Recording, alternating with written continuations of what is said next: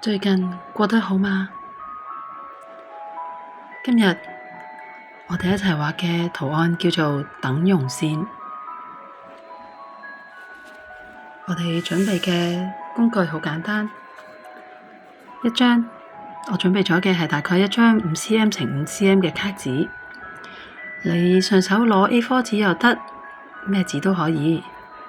跟住就係一支棉花棒，一支原子筆同埋一支鉛筆。我哋首先喺4隻角嗰度畫一點，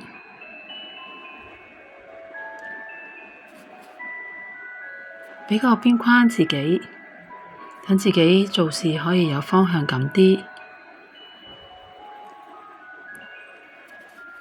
呢條線唔一定要畫到好直，當你畫嘅時候可以感受一下筆尖同紙嘅摩擦，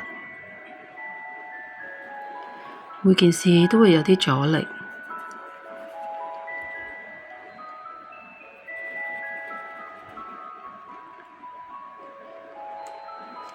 我哋畫完呢個邊框之後，跟住我哋就可以畫啲彎線。今日我畫嘅彎線就好似一朵花咁，會畫啲長長地嘅，跟住又會畫啲圓圓地嘅。一筆畫到唔順手，可以停一停，轉張紙，跟住再畫。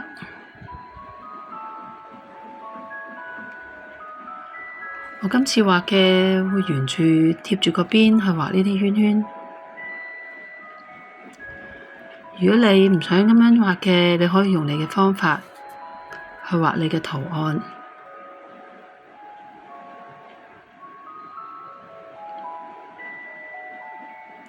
好啦，跟住連接佢，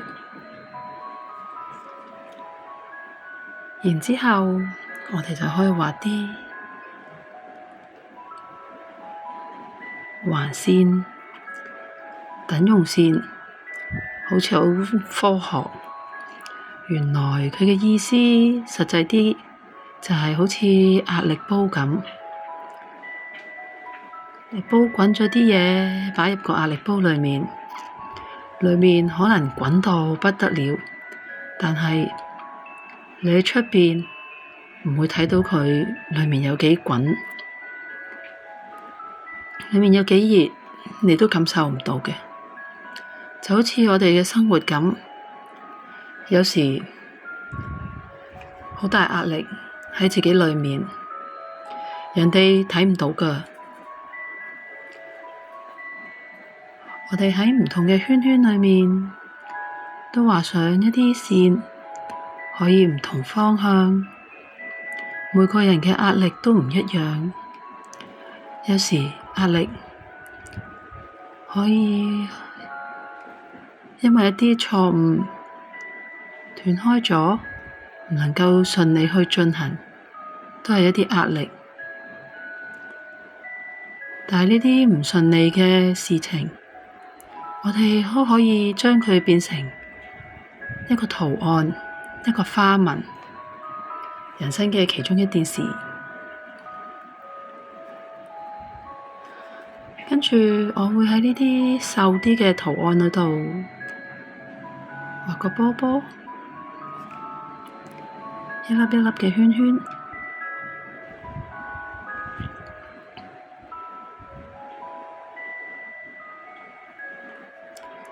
跟住填滿佢，留返一個光亮點。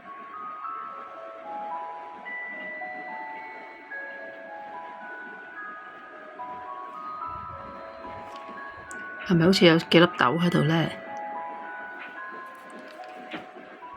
跟住我喺呢邊又畫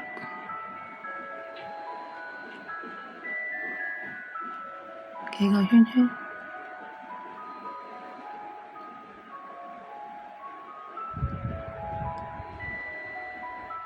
壓力，無論咩人都會有，咩情況底下都可能會增加你嘅壓力。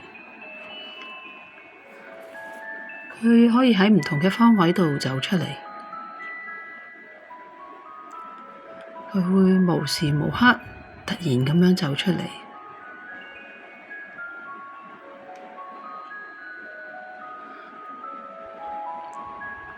會毫無方向咁樣四處亂走。若然我哋可以好好控制嘅壓力，壓力可以成為動力。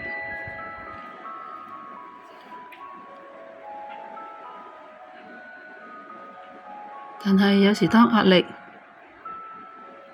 喺身體裏面太厲害，一下子你管唔住自己嘅情緒嘅時候，壓力就會爆煲。有時喺以前壓力煲啱啱出嗰陣時，都有唔少新聞，壓力煲爆咗，可能係使用不當，可能係個煲嘅質素問題。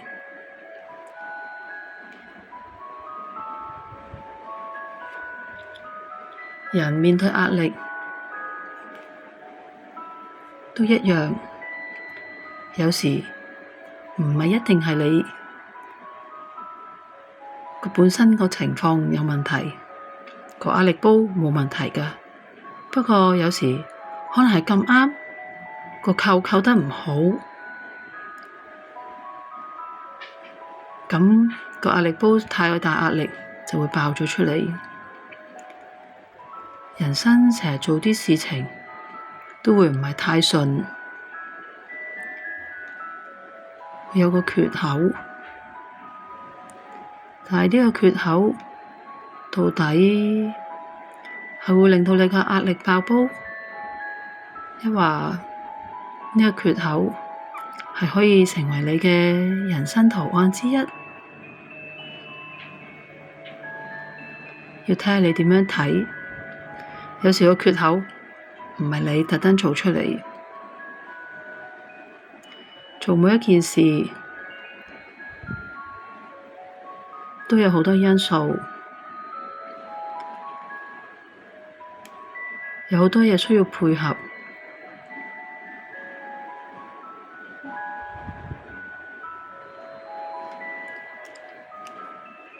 當你遇到唔順利、唔如意嘅事情，點樣去睇件事好？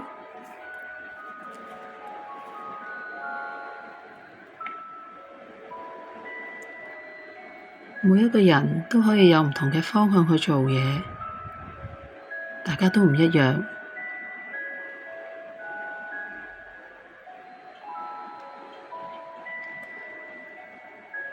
但係只要相信，你一筆一畫，慢慢去做，總會有佢完成嘅一日。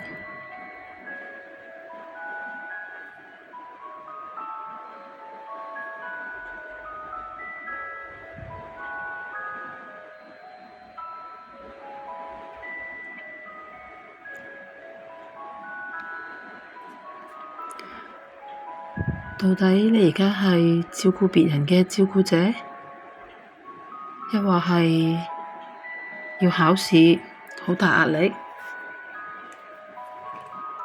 都唔緊要，嘗試停一停落嚟，畀少少時間自己去沉澱一下。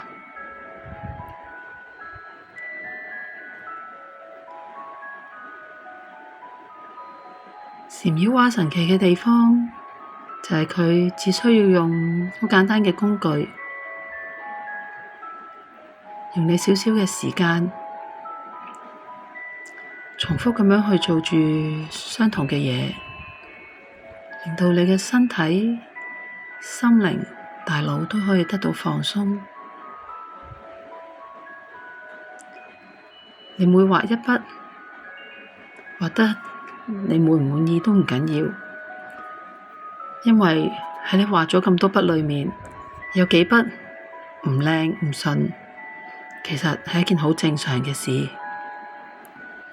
當你完成咗作品，離遠去睇嘅時候，你應該會發現唔到，到底嗰一筆錯嘅到底喺邊度？又或者你發現嗰筆錯嘅可能會係你個圖案裏面嘅焦點。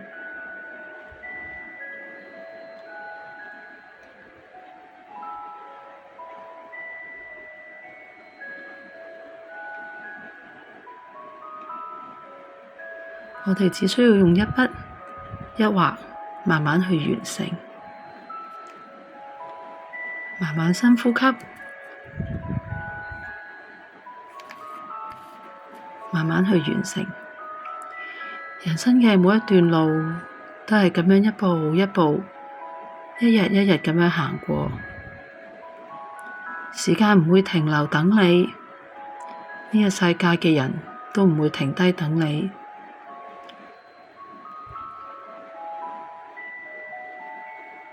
最好嘅方法就係自己一步一步行好自己嘅路。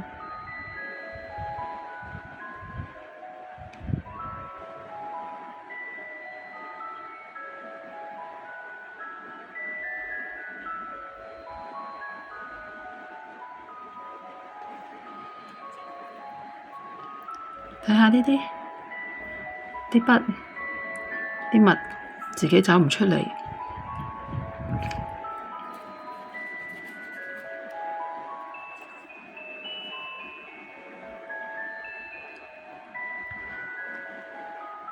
每一日你可以過得好輕鬆咁過，亦都可以安排到密密麻麻，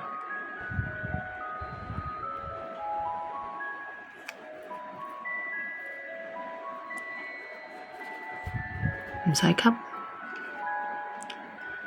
保持住自己慢慢呼吸，令到自己慢慢平和落嚟。每個人嘅圖案都唔一樣，你畫嘅同我畫嘅都唔一樣，你同我嘅速度都唔一樣。只要慢慢做好自己要做嘅就已經得啦。我哋大致上已經用原子筆畫嘅已經完成啦，跟住落嚟就係幫佢打陰影。我哋攞支鉛筆，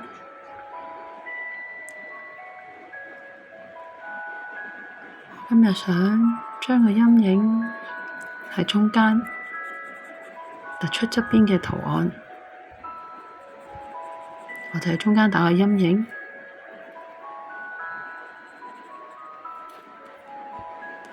你可以選擇用自己嘅方法，你鍾意嘅喺出邊畫都得。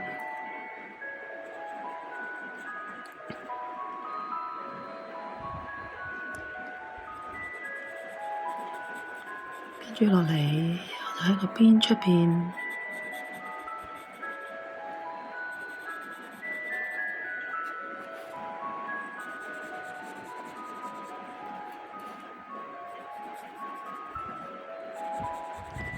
去加啲色，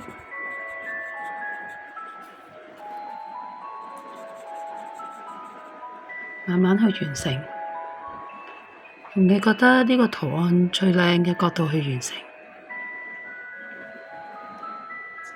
我哋喺壓力煲度攞嘢食出嚟之前，都首先要減咗壓先，可以打開個煲，再攞裏面美味嘅食物出嚟。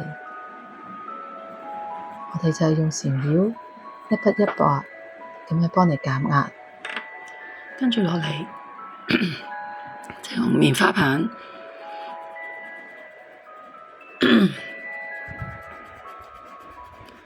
捽散佢，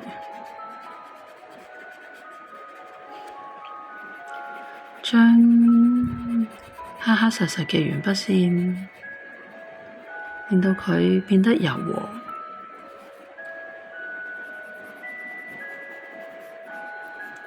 你鍾意可以用棉花棒又得，或者用你嘅手指去感受一下你頭先畫過嘅筆畫，凹凹凸凸。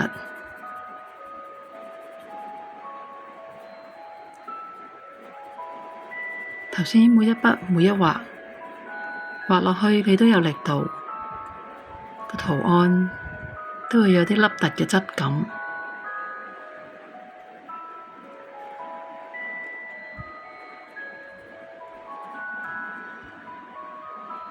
好啦，大致上作品已經完成得七七八八啦。跟住落嚟嘅就係你揾一個適合嘅位置簽個名。最後個步驟就係攞開大概一個手臂位，伸直睇一睇，欣賞下你嘅圖案，好好欣賞自己。記住，每個人都會有壓力，要好好咁樣釋放自己嘅壓力出嚟。你嘅圖案係可以好靚㗎。多謝晒大家。